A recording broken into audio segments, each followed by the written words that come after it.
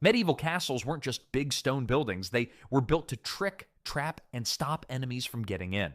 Every part had a smart purpose. Some ideas were simple, others were sneaky, but all of them worked. Here are 10 clever ways castles outsmarted anyone who tried to attack them. The first trick started outside the walls. Moats were the original keep out signs of medieval castles, except instead of a small wooden post, they were massive water-filled trenches that surrounded entire fortresses. These weren't just decorative water features where you could toss coins and make wishes. They were serious defensive barriers designed to make attackers miserable. Here's what most history books don't tell you. Moats weren't always filled with clean, sparkling water. Many castle owners weren't picky about what went into their moats. Some were just dry ditches that made climbing difficult. Others contained whatever the castle inhabitants dumped out their windows. Yes, including all their waste. Nothing says, "Welcome to our castle," quite like a moat full of medieval toilet contents. The average moat measured between 5 to 30 feet deep and 10 to 50 feet wide. Not exactly something you could hop across. This massive barrier made it nearly impossible to use siege equipment effectively. Try rolling a heavy battering ram through waist-deep water. Siege towers would get stuck in the mud, and ladders couldn't reach across the gap. Some particularly devious castle designers added wooden stakes hidden just beneath the water's surface. Imagine wading through sewage water only to be impaled on sharpened posts you couldn't even see. Many moats had sloped, muddy sides that became slippery death traps when wet, like a medieval slip and slide that ended with you being shot by archers. In winter, you might think a frozen moat would make crossing easier, but castle defenders would break the ice or pour hot water to create weak spots. One historical account mentions attackers falling through thin ice and then being laughed at by defenders who called them human popsicles. Even dry moats were dangerous. Defenders filled them with thorny plants, sharp rocks, and sometimes even deceased animal carcasses that spread disease among the attacking forces. Roughly 40% of siege casualties came not from direct combat, but from diseases contracted while trying to overcome castle defenses like these. As effective as moats were at keeping enemies out, sometimes the real danger wasn't what was in front of you. It was what was directly above your head. If you somehow made it across the moat, you'd face another clever medieval defense. After struggling through a castle's moat, exhausted attackers would finally reach what appeared to be safety under the gatehouse entrance, only to discover that medieval architects had planned a nasty surprise. Murder holes, those innocent-looking openings in ceilings above entrances and passages, turned seemingly safe spaces into deadly traps. Talk about the world's worst shower system. These strategic holes earned their grim name honestly. Castle defenders positioned themselves above these openings with an arsenal of unpleasant welcome gifts for unwanted visitors. Boiling water ranked as the most common weapon, not because medieval defenders were particularly cruel, but because water was always available and could be quickly heated. Medieval knights quickly learned that hot water heater problems had a whole different meaning when attacking a castle.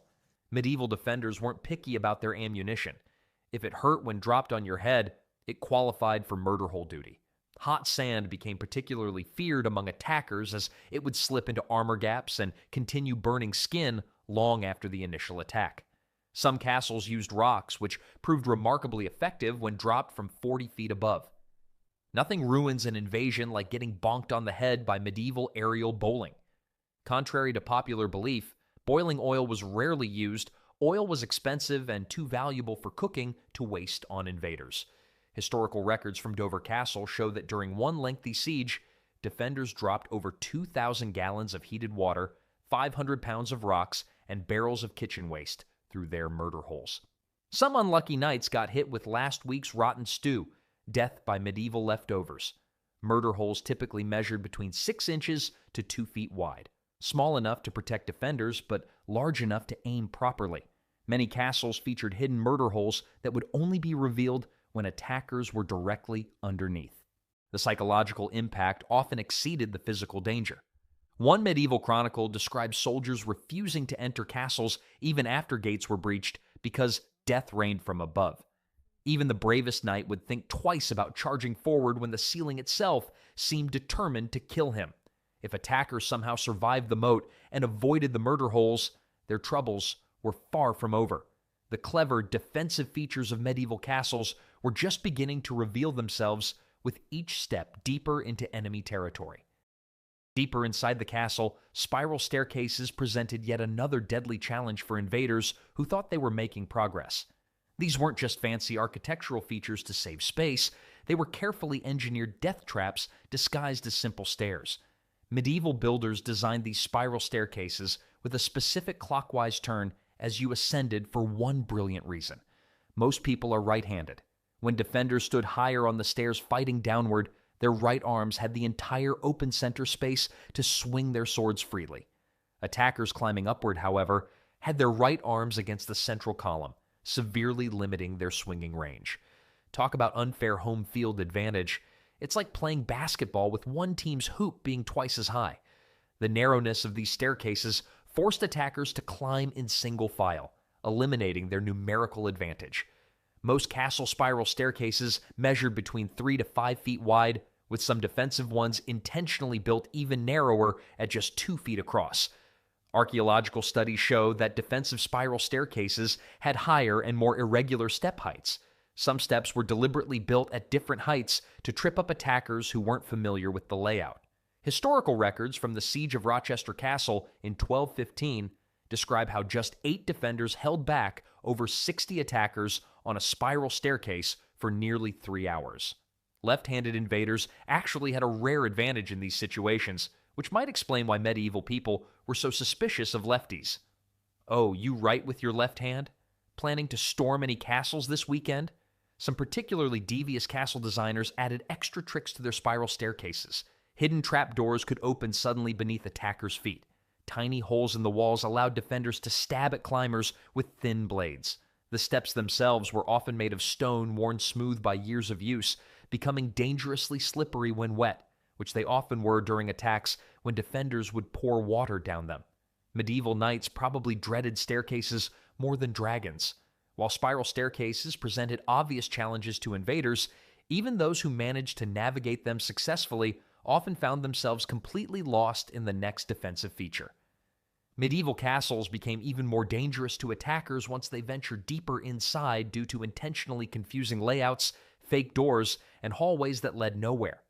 Castle designers weren't just architects, they were masters of medieval misdirection who turned buildings into complex mazes. The layout of many fortresses deliberately confused invaders who didn't know their way around. Hallways would branch off in multiple directions, leading attackers deeper into areas where they could be trapped. Studies of medieval castle blueprints show that over 50% of castles had at least 3 fake corridors or passages specifically designed to confuse invaders. False doors ranked among the most devious tricks. These convincing-looking entrances might open into solid stone walls or tiny closets that trapped overconfident attackers. In Dover Castle, researchers found evidence of 6 different false doors, all designed to waste attackers' time or funnel them into ambush points. It was medieval clickbait. This door leads to the treasury. You won't believe what's inside. And then, it's just a broom closet. Secret passages gave defenders another advantage, allowing them to move unseen behind walls and appear suddenly behind enemy forces. Defenders could disappear from one room only to reappear in another, making it seem like the castle had more defenders than it actually did. Dead-end corridors often contained hidden arrow slits that allowed defenders to shoot at confused attackers who wandered in. These narrow halls might appear to lead somewhere important, but would instead end abruptly, leaving attackers exposed with nowhere to run. Some castles featured staircases that doubled back on themselves or led in circles. Bodiam Castle in England contains a staircase that loops around completely, potentially leading confused attackers right back where they started. Nothing says you're lost quite like climbing stairs for 10 minutes only to end up exactly where you began. Medieval castles invented the first Stairmaster workout. Think you found the treasure room? Enjoy the broom closet instead. Want the king's chambers? Here's a wall. Looking for the exit? Good luck with that. The confusion caused by these deliberate architectural tricks often bought defenders precious time to either mount a counterattack or arrange for reinforcements. While invaders struggled to navigate the castle's confusing interior, defenders had another deadly advantage lurking in the walls themselves. Have you ever tried to shoot a target while someone was throwing rocks at your head? Not easy, right? Medieval castle defenders had it much better thanks to arrow slits.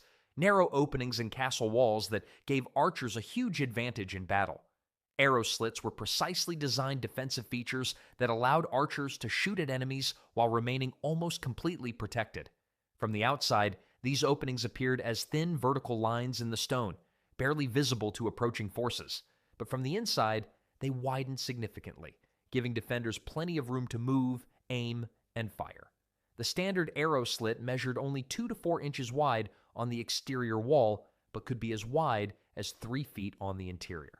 This clever design meant that attackers outside had almost no chance of landing a return shot through these narrow gaps. Trying to shoot an arrow through an arrow slit from the outside was like trying to throw a pebble into a soda bottle from across a football field, technically possible, but mostly just frustrating. As castle design evolved, so did arrow slits. Early versions were simple vertical slits, but later designs included horizontal openings that created a cross shape, allowing archers to shoot at enemies below or above them. An experienced medieval archer could fire between 10 to 12 arrows per minute through an arrow slit. During a typical siege, a castle with just 20 archers could rain down over 10,000 arrows in a single day of fighting. Medieval armies didn't have safe zones, just going to die quickly zones, and going to die slowly zones. The psychological impact of arrow slits was almost as important as their physical danger. Attacking forces could never know exactly where the next arrow would come from, creating constant stress and fear. Imagine playing a deadly game of whack-a-mole where the moles shoot back and you'll understand why soldiers dreaded approaching castle walls. While arrow slits protected archers, castles needed additional defensive features for their main entrances. The main entrance to a medieval castle wasn't just a simple door. It was a deadly defense system featuring portcullises and drop bridges that turned gateways into traps. These heavy iron and wooden barriers were designed to slam shut at the first sign of trouble. A portcullis was essentially a heavy iron or wooden grate that slid vertically in grooves built into the gateway walls. Unlike regular doors that swung open, portcullises dropped down from above. Operated by a counterweight system, they could drop into place in less than 3 seconds, faster than most attackers could react. Medieval engineering texts describe portcullises weighing up to 2 tons. You know that feeling when an elevator door closes just as you're about to step in? Imagine that, but the door weighs as much as a car and has spikes on the bottom. That's a portcullis. Many castles didn't stop at just one portcullis. Dover Castle featured 3 separate portcullises along its main entrance tunnel, creating a deadly sandwich effect. Attackers who broke through the first barrier would find themselves trapped between 2 more portcullises, stuck in what castle designers grimly called a killing zone. Drop bridges worked on a similar principle, but served a different purpose. Unlike modern drawbridges that raise up, medieval drop bridges were designed to drop. Some were designed to fall outward, crushing any attacker standing underneath. The records from the siege of Rochester Castle in 1215 mention how attackers spent 3 days trying to break through the castle's portcullis system before giving up and mining underneath the walls instead. You might break through the first gate only to get squashed by the second. Medieval castles were basically playing whack-a-night with their visitors. Even if attackers made it through these tough entrance barriers, they were not safe yet. Castle builders had more nasty tricks waiting for anyone who thought they had made it inside. Just when attackers thought they had successfully navigated the castle's defenses, they might discover the floor itself was a weapon. Hidden trapdoors and drop floors were among the most cunning tricks in medieval castle design, turning solid ground into sudden empty space. These sneaky traps came in several varieties. The simplest were basic trap doors, sections of flooring mounted on hinges that could be triggered to swing downward. More complex systems used sliding floors that moved sideways when a hidden lever was pulled. The most advanced designs featured counterweight mechanisms that could be triggered remotely. Castle builders placed these traps in strategic locations. Main hallways just past the entrance were popular spots, as were narrow corridors leading to valuable areas like the treasury or armory. The destinations below these trapdoors were equally unpleasant. Some led to simple holding cells where trapped attackers would be kept until defenders could deal with them. Others dropped intruders into deeper dungeons with no easy exit. The most brutal designs featured spike pits that ensured attackers wouldn't be causing any more trouble. Watch your step wasn't just polite advice in a medieval castle, It was survival instruction. Triggering mechanisms varied widely. Some used simple rope and pulley systems that defenders could operate manually. Others were pressure sensitive, activating when enough weight was applied to a specific stone. Historical records from the siege of Chateau Gaillard mention attackers who successfully breached the outer walls only to lose 20 men to a series of drop floors that deposited them into a sealed dungeon. Trapdoors weren't only deadly, they were also psychological weapons. Once attackers saw one man disappear into the floor, they became hesitant to move forward at all. This hesitation gave defenders valuable time to prepare counterattacks or evacuate important people. Good for thinning out enemy numbers inside the castle, drop floors became medieval crowd control, though significantly more permanent than just asking people to form an orderly line. Detecting these traps was nearly impossible. Floor stones looked identical to the surrounding area, and trigger mechanisms were often hidden behind walls or underneath rugs. Medieval castle floors were like a deadly game of the floor's lava, except the floor actually disappeared and the lava was sometimes replaced with spikes. While trapdoors dealt with enemies inside the castle, defenders needed ways to keep outdoor attackers at bay. This is where the next medieval defense tactic came into play. Attackers who managed to reach the castle walls faced another deadly surprise from above: boiling liquids and fire attacks. These scorching defenses turned the space around a castle into what could be called the world's most dangerous outdoor kitchen. Hot water was the simplest and most common liquid weapon used by castle defenders. It required no special ingredients, was always available, and could be quickly heated in large quantities during a siege. When poured from the battlements, it caused severe burns and turned metal armor into painful heat conductors. Sand, when heated to extreme temperatures and poured onto attackers, became a terrifying weapon. Hot sand had the nasty ability to slip through even the smallest gaps in armor, continuing to burn skin long after the initial attack. For medieval soldiers, it was like getting the worst beach day imaginable. All the sand, none of the fun, and everything was on fire. Contrary to Hollywood movies, boiling oil was rarely used as a defensive weapon.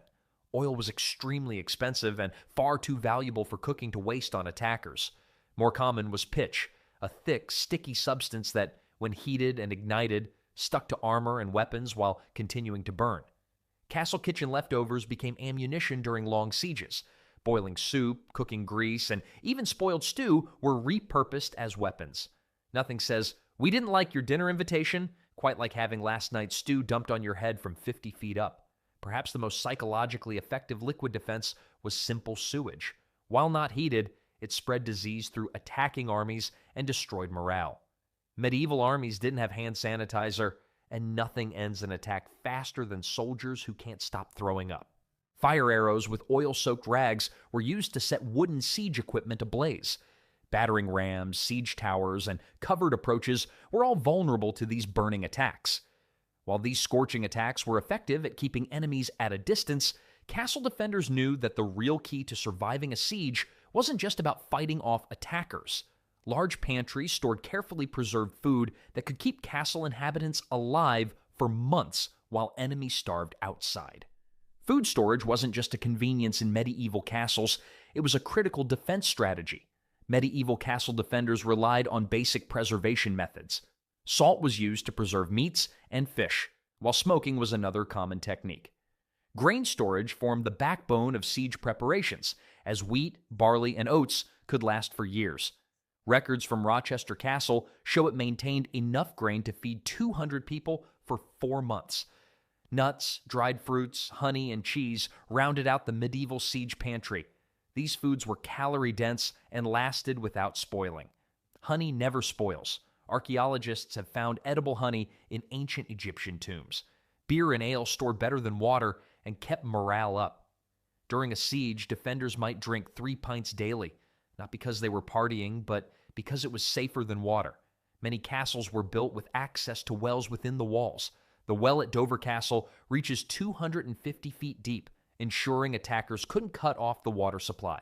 If a siege lasted longer than expected, castle inhabitants got creative. Historical records mention defenders eating their horses, dogs, cats, and even rats.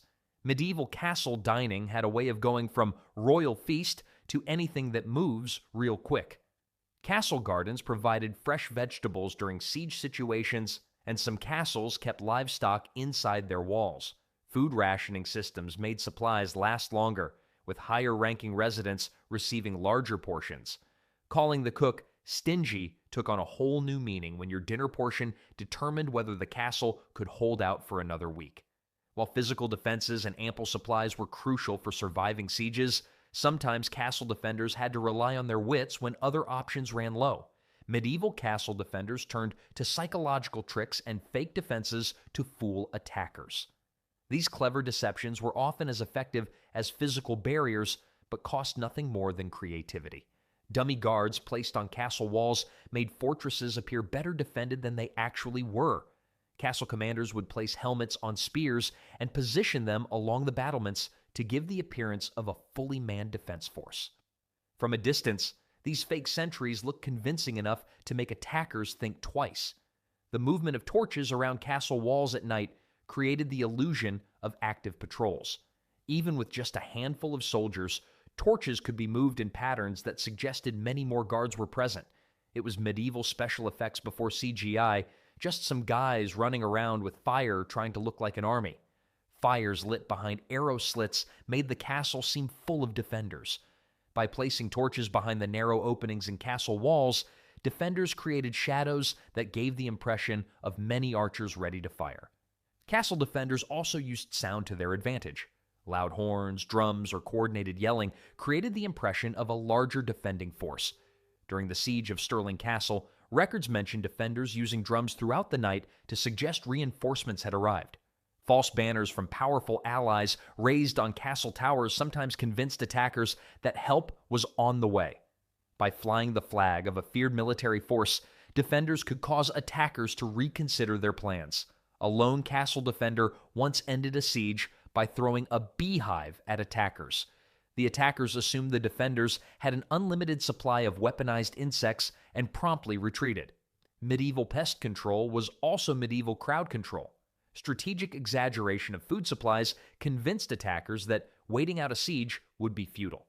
Defenders would display their last food supplies prominently to suggest they had plenty. A castle's reputation was like its Yelp review for invaders. 1 star, tried to attack, got hit with bees, would not recommend it. Medieval castles weren't just stone buildings. They were complete defense systems that used clever design, deadly traps, and smart tricks to keep enemies out and defenders safe.